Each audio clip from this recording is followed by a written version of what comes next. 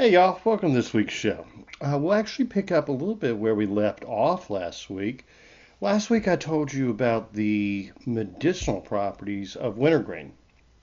And it also, of course, has some edible properties. And from the Spring Foraging Cookbook, I just have a very brief entry on wintergreen. We'll talk about wintergreen. I also have a brief entry on Wisteria and a very brief entry on Yucca. This will wrap up the Spring Foraging Cookbook. So, consider that this one book, we've discussed probably 2 to 3 plants per week for an entire year. And we're now drawing to the end of spring. I suppose have we reached the first day of summer yet? I'm not sure. They always say Labor Day's Memorial Day's the unofficial beginning of summer. I don't know. I don't pay attention to calendars that much. But it's taken a full year to work our way through this book. So considering that, my books are a pretty good deal. If you want to buy a good book, hey, how about keeping me in mind? Because they really are packed full. I mean, you can take it from Herbal Medicine for Preppers, Homesteaders, and Permaculture People, which is like probably, I won't toot my own horn. I won't say it's the best introduction to herbal medicine, but it's incredibly practical and incredibly useful. It's like a full herb course in one book. And then you've got like the Growing Your Herb Garden book. You get herbal use and gardening. My Encyclopedia of Medicinal Bitter Herbs is over 600 pages. The Spring Foraging Cookbook was only 200 and some pages, but we spent an entire year going through it. And if you're making use of this information, well, hopefully you have significantly expanded the number of foods you eat and learned to interact with your environment in a very different way than perhaps you did before. And the medicinal uses as well, because nearly every plant in the Spring Foraging Cookbook also has medicinal use. I am working on, I've published 16 books so far, written and published. I'm actually working on an herb book for a major publisher right now, and they've asked that I not work on other projects while working on their book. I understand that. That's kind of tying me up a little bit. I had planned to have the summer foraging cookbook out by this time. Looks like that's going to be postponed by 6 months or so. Also, about 3/4 of the way through, another book on the wild plants that are often overlooked, like my book, The Medicinal Herbs and Weeds, or The Medicinal Trees, medicinal ferns. That's pretty comprehensive, actually. With this one, I'm not going to give you the title right now, but as soon as I can finish up the one for the publisher, I don't know, 3-4 months, I'll knock the rest of that one out, and it should be available. And then I've been requested by another publisher to write another cookbook, and I also want to get that summer foraging cookbook done. So there are going to be a lot more books coming. And, if you sign up for my newsletter, Judson Carroll Master Herbalist at Substack, you get all this information. I mean, every week I send out articles. That plus the podcast and the books. I don't think you're ever going to find more free or low cost information anywhere. I mean, not from an experienced herbalist and forager. You may, certainly you could just pull information off of Wikipedia or something, but it's not always accurate. And, there's some disagreement among foragers and herbalists over, well, especially plants that, um, I'll give you a good example. Someone took me to task a little earlier. They wanted to complain that I recommend our native wild honeysuckle medicinally. And I don't have a problem with that. I've used it all my life. Actually, I've been eating honeysuckle flowers since I was probably 5 years old. So, I mean, I've got well over 40 years experience with this plant. And lots of people, especially in the mountains, but more traditional people in the South and the Eastern United States, make syrups and wines, or even include honeysuckle in with grains to make a very floral, flavorful whiskey. Lots of use. I know this plant very well. And they're like, well, all honeysuckles can be toxic in large amounts. I'm like, okay. Um, I guess you read that in a book somewhere, because, yeah. Um, yeah, there are a few. This is a Lonicera family. I think it's the Lonicera sempervivens. I can't remember. I think that may be our native. There's also Caprifolia, very commonly used. The leaves, especially of the Japanese honeysuckle, which is an invasive species, contain saponins. Saponins are a soap-like substance that are toxic to fish. Now, could a human being technically do themselves some harm by eating a very large amount of honeysuckle leaves? Yes. Yes, they could. How many of you like to eat soap? I don't. Just because there's a foraging guide or some, botanical website that says, potentially toxic, doesn't mean it's actually in practicality toxic. And of course, I also use and discuss with you some plants that do have a level of toxicity. Pokeweed, Phytolacca, absolutely. The young, tender green leaves have very small amounts of the toxins, and if cooked properly, generations going back thousands of years with Native American tradition, well through the settlers, really up into the 1960s. I mean, in the 1980s, you could still buy poke shoots and it canned. I mean, like you go and buy a can of Campbell's soup, right? You could also get pokeweed shoots. That was considered sort of a delicacy, and people really liked it. There's a safe way to eat it, and there's a very unsafe way to eat it. Don't eat raw poke, even though I've mentioned several times I do. I don't get all worked up about a lot of things people do. Um, and I just mean small amounts of the very fresh, tender spring green leaves that have very little trace of the toxin whatsoever. Yes, I eat raw. I enjoy that as a spring snack. I look forward to it every year. Any book will tell you not to do that. Any expert will tell you not to do that. How do I end every show? I say you make your own choices and make your own decision. Um, the berries of pokeweed have long been a remedy for arthritis. That was a Cherokee use that was passed on to early settlers, making a wine and taking it just like by the spoonful. And it's actually quite good for arthritis. Has some anti-cancer properties, has some lymph cleansing properties. I'm not telling you to go eat a handful of pokeberries. You'll puke. That's probably about the worst thing that's going to happen to you. There's actually no documented evidence of anyone actually poisoning themselves to death by eating pokeberries, but it will make you quite sick. The root has the strongest amount of toxin, and a tincture, a concentrated extract of that root could certainly be deadly. Okay, but that's true of so many plants. I mean, the so-called experts say that sassafras is toxic. Well, the scientists doing those studies gave like 50 gallons of sassafras tea concentrated down to little lab mice once a day. No human being's actually going to do that. I don't worry about such things. The same is true of comfrey, especially American comfrey, calamus, especially American calamus. Um, yeah, well, the comfrey is European comfrey. You have the Russian comfrey, since it seems to have more carcinogen than the other uh, types of comfrey that were brought here by European immigrants to be used as food and medicine and animal feed and all that. There's still a lot of plants. Look, if you do anything to an extreme, you're gonna hurt yourself. Back when I was taking classes from the herbalist, late herbalist Michael Moore, he told the story of a lady who caused herself a great deal of harm using raspberry leaf. Now, just about every natural health-oriented women's magazine or book will tell expectant mothers to have a cup of raspberry leaf tea a day. It tonifies the uterus, helps prevent premature contractions, and helps with delivery and a lot of things.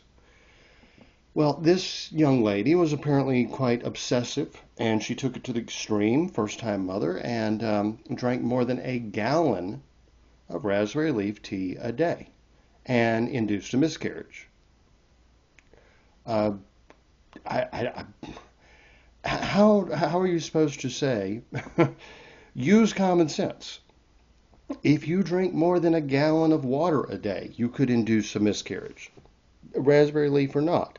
You can kill yourself by drinking too much water. A lot of times when you hear about some awful story from a fraternity hazing routine, they made somebody drink a lot of water and they died. You can kill yourself by drinking too much water, okay? You can kill yourself by drinking too much alcohol. You can kill yourself by misusing just about any herb. The mint family, whether it's a mint, or it could be basil. I would also throw in there, a couple oddball. I mean, not necessarily mints like rosemary and thyme. I guess rosemary is in the mint family, but thyme's not. I think I got that right. Certainly sages, but any of the mint family, lemon balm, skullcap. There are a lot of them actually. Bee balm. There's a ton of mints, right? There's a ton in the sage family, and there's kind of a little crossover and confusion there. Um, the sage is a little more closely related to the artemisias, which certainly have a certain level of toxicity. Wormwood, mugwort, and such do have a certain level of toxicity. Any of those taken in large amounts, medicinal doses, we might say, could induce a miscarriage. The only in modern times in America documented death caused by herbal medicine that was, well, I guess it was about 1910 or so. A woman wanted to induce an abortion, and she took pennyroyal, a very, very strong member of the mint family. The three most strong are, of course, peppermint, pennyroyal, and water mint. But she used the essential oil. And not only did she induce an abortion, she bled to death out of every orifice of her body. That would probably be the case with the essential oil of every member of the mint family. It certainly would have happened with the sages and the artemisias, and I could go on and on and on. The essential oil is not really a natural form of the herb. It's very, very potent. I always warn against taking herbs internally. I mean, essential oils, of course, internally. I use a lot of herbs internally. I use them as teas. I use them as tinctures. I use them as decoctions. I eat them raw. I eat them cooked. But essential oil is a different thing. The bottom line is um, most every medicinal herb has some level of toxicity at some uh, level of dosage and some level of concentration. So, somebody's going to say, well, that plant could be poisonous. I'm like, well, yeah, I've eaten it for 40 years. I ain't dead yet. And they don't want to take my word for it. And it's like, you know what, dude, just do your own research. But I think in my work here, I'm giving you such a very common sense way of using and exploring the plants all around us. I mean, you literally have a medicine cabinet in your backyard, and that's true just about anywhere you live. Even in an apartment, you can have a little garden on a balcony. You've probably got a park nearby. Of course, you want to be careful about what's being sprayed, what chemicals and such. But that's why I started my first book was the medicinal trees, because everybody's got trees. I mean, maybe some desert environment, but even there you're going to have a few. But you got pine trees and oak trees and birch trees and so dogwoods and so many trees that have medicinal value and so many trees that have edible value. And anyway, that's just sort of my reflection on wrapping up the spring foraging guide. It's a lot more information than even I realized. I mean, I write the book, I read it through 2 or 3 times.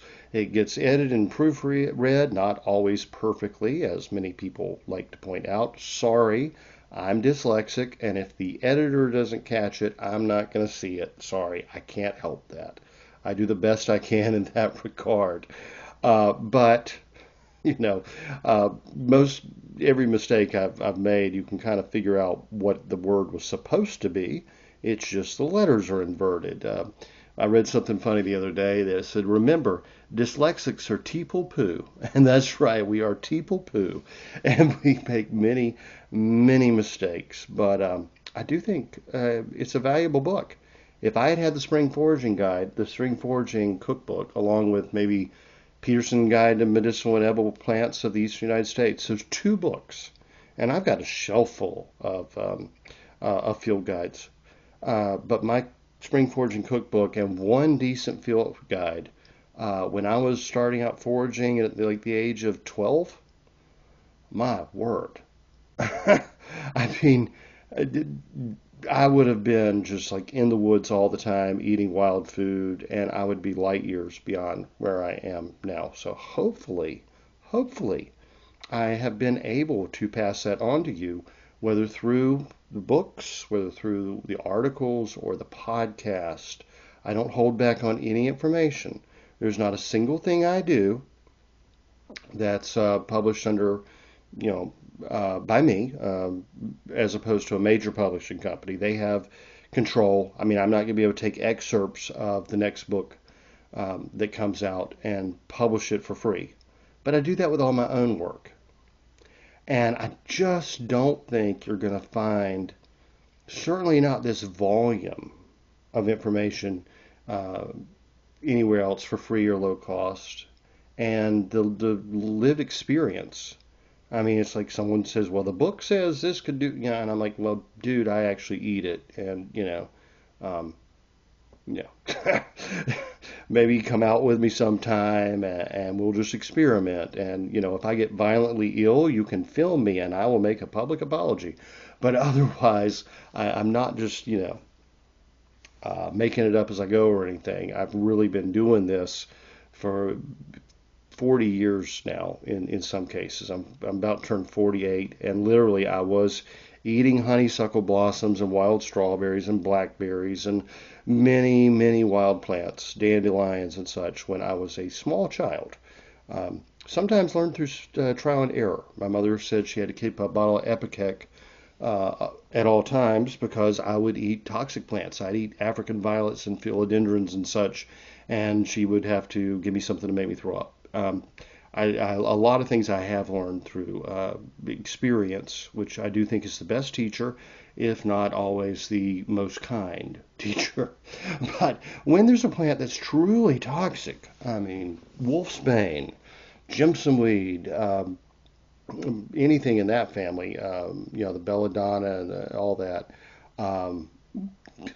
Bittersweet has some edibility. I won't lump that one in. How about poison hemlock, water hemlock? I tell you straight up, this thing can kill you, or it can give you hallucinations that make you go insane. Or, mandrake. Had a horrible experience with mandrake one time, and that a book advised me to take mandrake root internally, and it wrecked my stomach for months. It was so, I think, just very alkaline, maybe? I don't know. Just, no, not alkaline, caustic, I guess. It just about ruined my stomach, and I just had a small sip of it. It was horrible. I told you before, another something I got out of a book was an herb book written in the 60s, I guess, early 70s, that recommended nutmeg for pain. And, I had a severe back injury and took the recommended dose of nutmeg, very common spice in everybody's cabinet. And it was horrible. It was one of the most horrible experiences of my life. My lungs were on fire. I had a migraine headache, um, somewhat hallucinations, not really, more just like, I don't know, trails, if you know what I mean. You move your hand, you kind of see the trail move behind it. Nothing very exciting, and no help with the pain whatsoever. Had I not had some Benadryl, probably could have died. So there's one thing to be said for book learning, as they call it. My grandfather used to talk about pointy-headed intellectuals. There's a lot more to be said from experience, actual hands-on lived experience. And that's, I don't give you a lot of scientific studies in my book. I don't really trust the scientists, especially after COVID. Sorry. Um, I do give you a lot of historical information, and then this is my experience, this is my practical lived experience, and hopefully you find it useful. It's the best I can do. I'm never going to be a guy in a white coat, and I'm never going to just say trust the experts.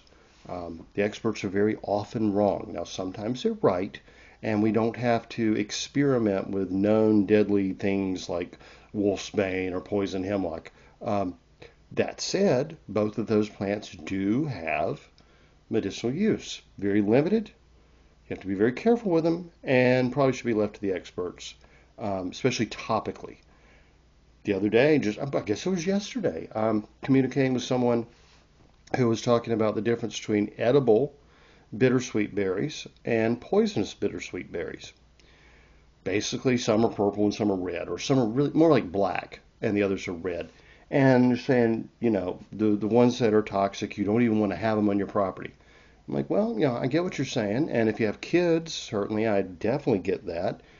Maybe teach them about the plant, but if they're just so dumb they're going to do like I did as a kid and stick everything in my mouth and eat it, I mean, I did actually. Um, you might want to eradicate it from your property. I get that totally. Meanwhile, the vines make beautiful baskets, so I mean they're very useful. But bittersweet being in the same family as the other nightshades, the deadly nightshades as they call them, which also the nightshade family includes potatoes and tomatoes and I think what eggplant? Yeah, I think even eggplant. You can't just say all the nightshades are bad. No, some of them are poisonous. Some of them can cause hallucinations. Several of them that we even consider toxic are very useful externally, with external use for muscle, nerve, and joint pain, and mange, and poison ivy, and such. Horse nettle, great example. You never eat a horse nettle. Poisonous, okay? Horse nettles are real good. Make basically a decoction out of it as a soak for nerve pain in the feet. I mean, or Cherokee used it for mange. So I guess if I do a video on horse nettle, someone's going to come up and say, that's a toxic plant. You really shouldn't be. Well, I'm telling you, don't eat it. But there is legitimate use for it. And if something tastes like soap, don't swallow it. And you're probably going to be all right. Now, there is one variety of honeysuckle I've never encountered. And I found conflicting documentation, various books and websites and journals. Some said the fruit of it was potentially toxic, and they said potentially.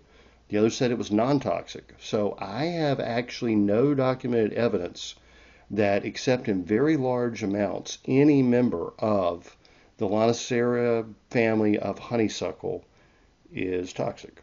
Now, someone can set me right on that if I'm wrong.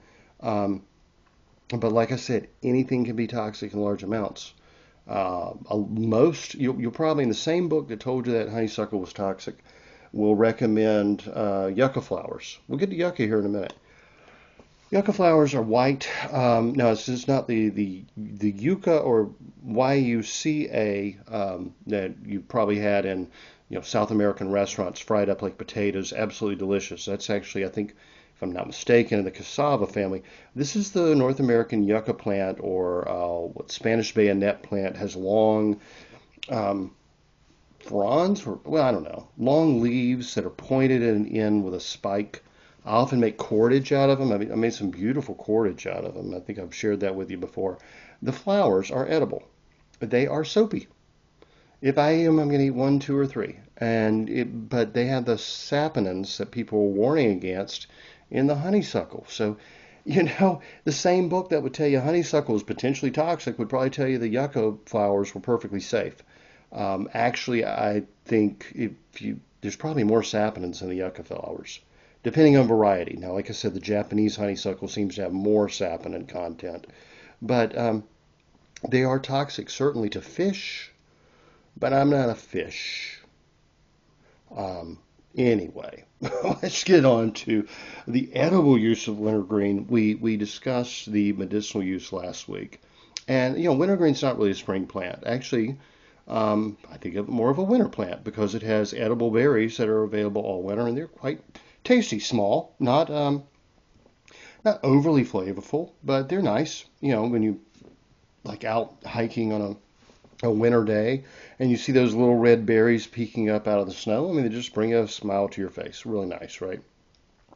Now, where I live, we have a decent amount of wintergreen, not a ton. I'm not going to like go out and fill up a cup with wintergreen berries. I'm just going to grab a little pinch here or a half a handful there. Very nutritional, very good for you. Apparently up north, North New England, I should say, and well over into like Wisconsin and the Midwest and all that, up around Great Lakes, Canadian border, that area, they grow abundantly enough that people can make pies. Now, I may actually, I have a bias against travel. I do not fly. I refuse to fly.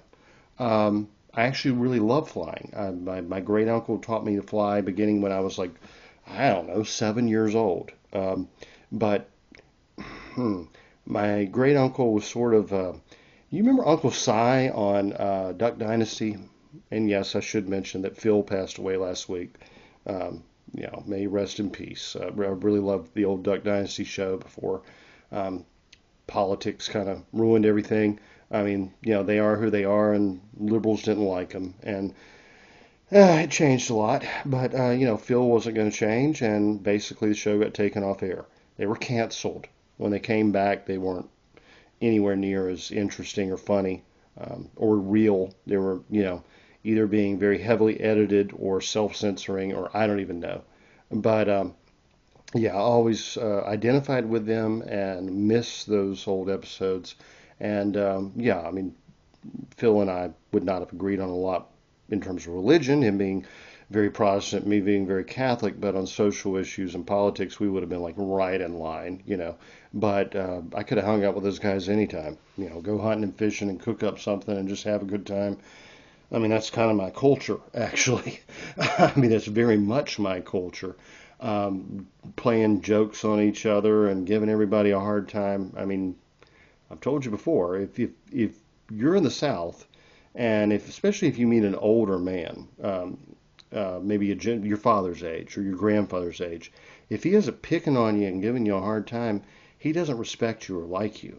Actually, in the South, and it's true of people your own age as well, but especially true of older men, if they're not just like giving you hell, they don't like you. So, if you watch Duck Dynasty, you know what I'm talking about. But anyway, you remember Uncle Si? He was like the crazy Vietnam vet. Well, that was my Uncle Joe, great uncle, who taught me to fly. And he was wild and crazy and volatile and bipolar and fairly dangerous. And so the way he taught me to fly was basically go up, take me up in the air, starting at a young age, turn it to co-pilot, hand me the controls, take his hands off, and maybe take a nap. He's like, it's all on you. If you crash, we're dead. That's it. I'm not saving us. Yeah. I mean, he was nuts. He was nuts, but he was likable, really great guy, and he taught me to fly. And so, by the time I was 10, 12 years old, I could fly a plane, take off, land. Again in my teens, he took me up a bunch of times, and um, I'm a good pilot, actually. I don't have a pilot's license, and I'm sure Uncle Joe probably broke every law in the book teaching me how to fly. But he's passed away now, so what are you gonna do? You can't get him now, can you? But he was crazy and volatile and hot-tempered and a really good guy. Liked him a lot, and that's how I learned to fly. So I actually love to fly. I do not love to fly commercial. I do not love it at all, especially since 9/11 and all the TSA and all the regulations and this real ID crap. No, that's like being put on a flying Greyhound bus or Amtrak and just hoping it doesn't fall out of the sky because the aircraft controllers are, more interested in being transvestites and landing a plane or something. I don't know what's going on up there. But yeah, I don't fly anymore. That means I'm not leaving the United States unless I can go by boat. I actually prefer to go by boat anywhere. I love to sail. I love to be at a boat. I don't care if it's a canoe or a cabin cruiser. I mean, give me a boat. I love the water. Absolutely, always have. Um, Really, a lot of times being on a boat's not that different from flying. I mean, especially like, well, I mean, sailboats and such. But I mean, it's you're just out there on your own, and love that. I dislike driving, but I will drive if I have to. I love trains, but I don't like Amtrak or something like that. I mean, again, that's like public transportation. It's dirty, it's dangerous, it's nasty, it's overregulated. If we could bring back the old-fashioned passenger trains, I'd go by train anywhere in the two continents without a doubt. I mean, you want me in Winnipeg? Put me on a train, right? I'd love it. Absolutely love it. But yeah, I would actually drive up north to try a wintergreen pie. I mean, I'm thinking that would be worth the effort. I mean, especially like maybe, I don't know, Upper Peninsula, the Upers up there. I mean, um, yeah, man, if they do that kind of stuff, or Maine, oh, I could love Maine. I mean, very much. It's yeah. But I would actually drive for that, especially if I could, you know, catch a few cod or whitefish or salmon, depending on where you are up north. We don't get those fish in the south. I'd love to do that. I'd love to go moose hunting once in my life. That would be pretty awesome. North Carolina was once actually famous for its elk population. Just, I don't know, 15 miles from me is a town called Banner Elk. It was named for the elk. There's Elk Creek, there's Elk Park. They're pretty much hunted to on near extinction in the early 1900s. It was a major food source. We didn't have a lot of deer really until recently either. The deer have made an incredible comeback, with deer now more like a pest or geese. Tons of bear. We still have very few elk. They have introduced some into the national parks. They're saying the population is starting to get up where they might do like a lottery. I think they actually are already doing a lottery where you can buy a ticket and you be like one out of 10,000 people that may be drawn to get one shot at killing an elk. That's not my style. I'm sorry. That's just not my style at all. So I guess if I went up north, I'd love to go moose hunting, elk hunting, salmon fishing, fishing on the Great Lakes. That would be great. Anything around Maine, lobster. I mean, our lobsters in North Carolina don't have claws. We have what's called a spiny lobster that comes from they basically begin in North Carolina and go all the way to the Caribbean. They're wonderful, delicious lobsters, don't have claws. I'd love to go lobstering. I know that's heavily regulated. I probably wouldn't even get a chance to. Um, yeah, I could think of a few things I'd want to do. Like maybe on the West Coast, gooey ducks and Jonah crabs and I mean, yeah, rock crabs. And so, I mean, I could really get into that, obviously. But yeah, I'm not flying. I can't take a boat from here to Seattle unless they bring the trains back. That's a long drive. That is a incredibly long drive. I'd love to go to Alaska someday, but I'm not seeing it unless I get an RV or something. Um, no, they've ruined flying. They've absolutely ruined flying, and it was something I mean, even when I was a kid and we get on a commercial flight, I loved it. Now I wouldn't. Mm-mm. I think it was James Gregory, the Southern comedian. He was talking about there was a recent plane crash from a Delta plane, what Delta Airlines airplane. I guess that would be the way to say it. And he said, "Y'all know what Delta stands for, don't you? Don't even leave the airport." I mean, I'm telling you, and they are. They're just dropping out of the sky. I mean, we seem to have the most incompetent people building the planes, running things. It's become the DMV in the sky, and I'm not interested. But anyway, where were we? We were talking about what you can do with wintergreen in the spring. The leaves were really a really important part of early American trade. You can get wintergreen oil from them, and they were, you may remember wintergreen from chewing gum. It doesn't actually come from the wintergreen plant anymore. For a while, it was made from birch. I think most of it's synthetic now. Um, the the birch is similar both in flavor and medicinally to wintergreen. They can both help lower fever. They can both help relax muscles, and they're tasty. But you can also, in the spring and summer, make a nice tea out of it. So, long way of saying, yeah, it's just a tea plant. So there you go. But it is quite good for you, and we did go over the medicinal use of it last week. Now, wisteria. Some people enjoy dipping clusters of wisteria flowers in batter and frying them as you would elder or black locust flowers. Unfortunately, I can't enjoy it. I am so extremely allergic to wisteria. It's a shame because it smells fantastic. So, other parts of wisteria, such as the seed pods, are toxic. Well, that brings us back to our prior subject. If you look in a book, it may say wisteria, toxic. Well, don't eat the seed pods. Yes, it's a leguminous plant. It's in the same family as peas and beans. The legume family contains, I believe, there are 50,000 different plants that and varieties, sub-varieties within, larger.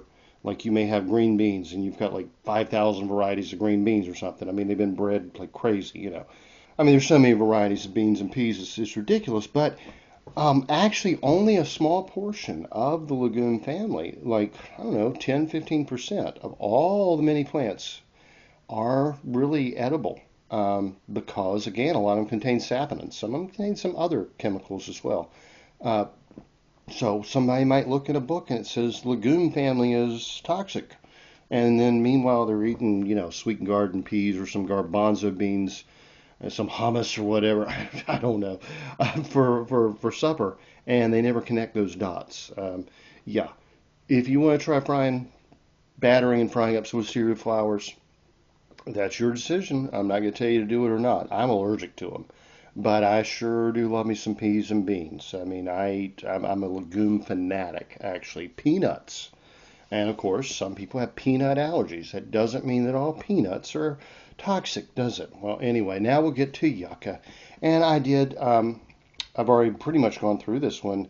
Yucca fiber is excellent for cordage and baskets. It's also edible. Not my favorite. It's the flowers and really the tender stems when they're still pink. It's the flowering stalk that can be used. To me, it tastes soapy. I would consider it a survival food. I may throw a few in a salad. I just don't really like it. Love it as a useful plant.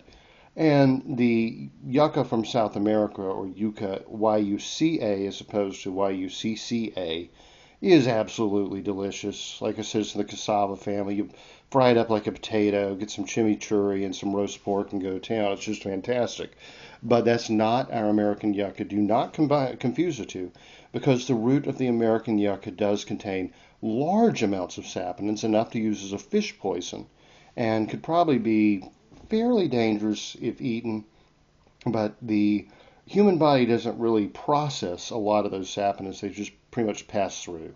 I'm not aware of a saponin poisoning happening, at least in modern times, being documented. not from the natural source. If there is, somebody send me the link. That'd be interesting. But basically, we don't like to eat soap. So we normally don't eat things that taste like soap. So now for the medicinal of the week, it's a no-brainer. Galissacia. That's a rather odd word. That is the Latin for huckleberry. Now, huckleberries. You may have encountered huckleberries before and thought they were kind of blueberry. Yeah, a lot of them can look like that. Some look a little different. We got black huckleberry. This is all native to my region. I mean, just native to my region. Black huckleberry, northern dwarf huckleberry, box huckleberry, dwarf huckleberry, dangleberry huckleberry.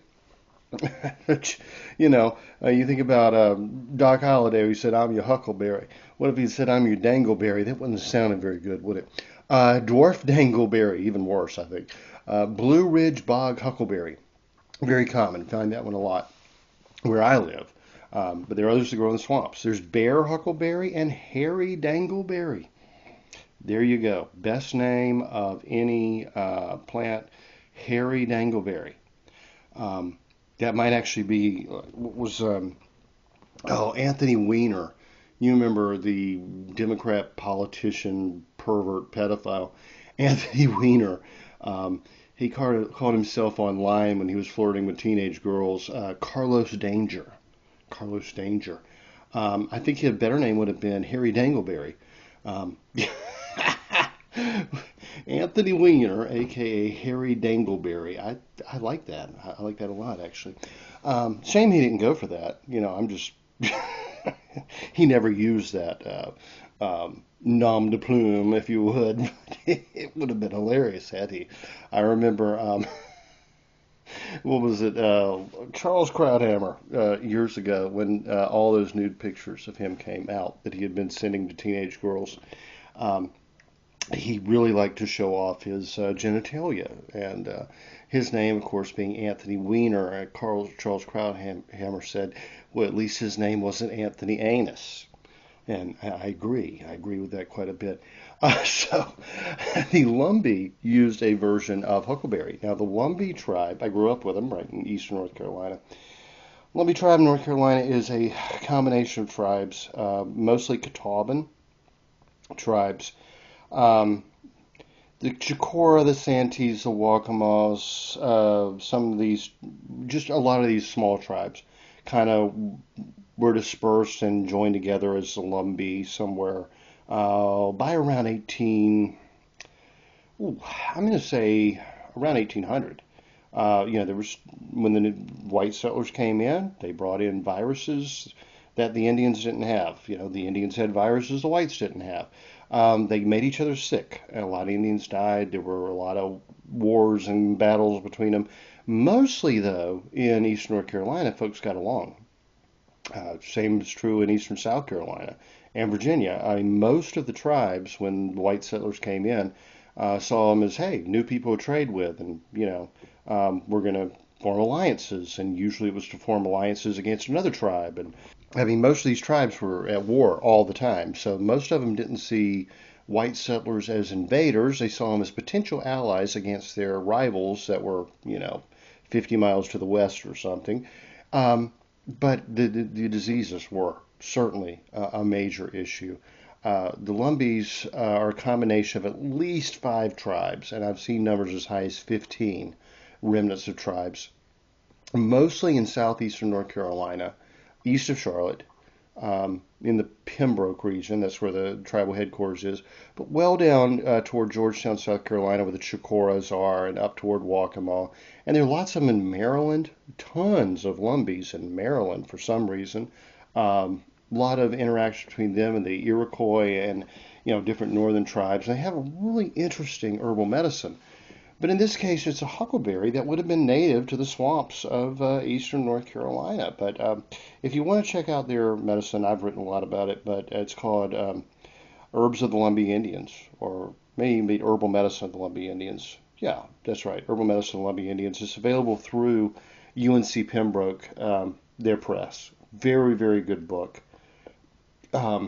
And in this one, they quote Mr. Vernon Cooper, who was a Lumbee healer, I believe in the 70s and 80s. I was aware of Vernon Cooper even as a child. He said that the leaves of the fruit of the huckleberry, they called it, was made into a tonic to treat the early stage of diabetes. They're bitter. They have an effect on the liver. The tops were gathered in May and September, and the roots the remainder of the year. The tea was recommended for the treatment of diabetes, also for the blood and the kidneys. It has a diuretic effect. Says Mr. Vernon believed that diabetes of the kidneys caused a lot of fluid buildup in various parts of the body. So you're looking at diabetes is more liver than kidneys, but the bitter tonic and the diuretic effect. And I mean, people used to talk about Mr. Vernon all the time. I think I even met him a few times. I was a kid, left Lumberton.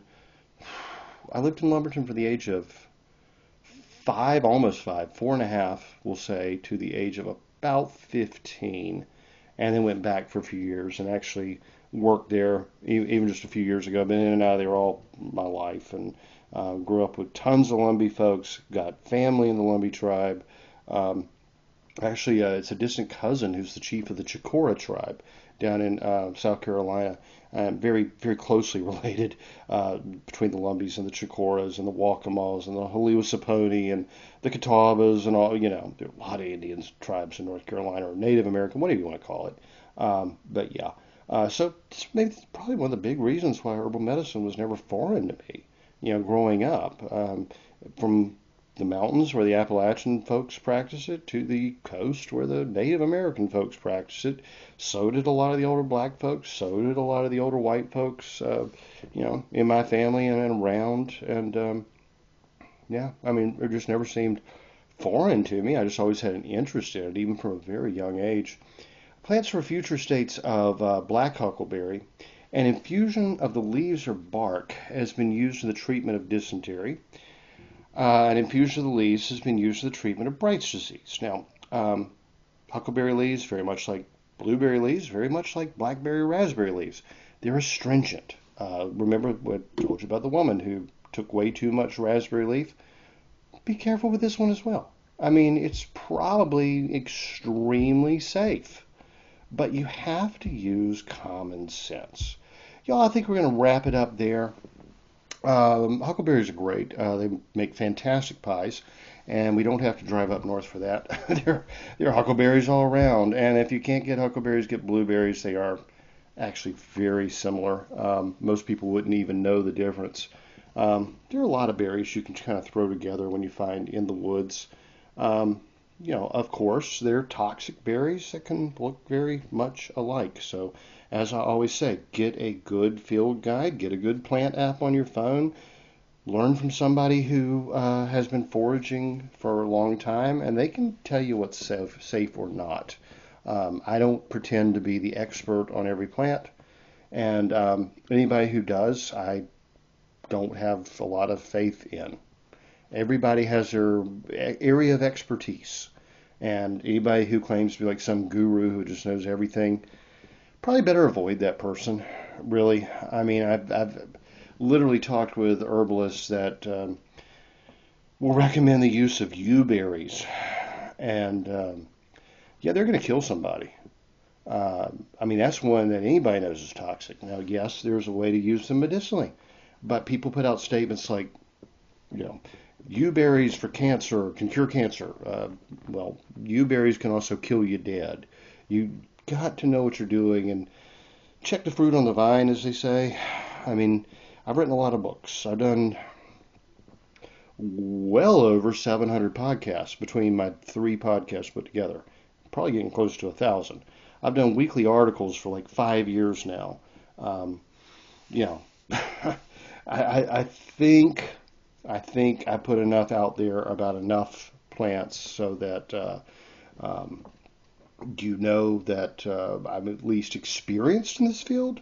But remember, when you pick up a book by somebody, or you go to their website, or you go to their Instagram page or something, they could be telling you anything, as my grandmother used to say. They could be absolutely lying. At least I even if I feel like I'm expert on something, at the end of the show, what do I tell you? You do your own research. You make your own judgments. Don't even believe me. Do your own research because everybody's different and what works for me may not work for you. And you're going to hear that in just a second. So anyway, y'all, have a good one and I'll talk to you next time. The information in this podcast is not intended to diagnose or treat any disease or condition. Nothing I say or write has been evaluated or approved by the FDA. I'm not a doctor. The U.S. government does not recognize the practice of herbal medicine, and there is no governing body regulating herbalists. Therefore, I'm really just a guy who studies herbs. I'm not offering any advice. I won't even claim that anything I write or say is accurate or true. I can tell you what herbs have been traditionally used for. I can tell you my own experience and if I believe an herb has helped me. I cannot nor would I tell you to do the same. If you use an herb anyone recommends, you are treating yourself. You take full responsibility for your health. Humans are individuals and no two are identical. What works for me may not work for you. You may have an allergy, a sensitivity, an underlying condition that no one else even shares and you don't even know about. Be careful with your health. By continuing to listen to my podcast or read my blog, you agree to be responsible for yourself, do your own research, make your own choices, and not to blame me for anything ever.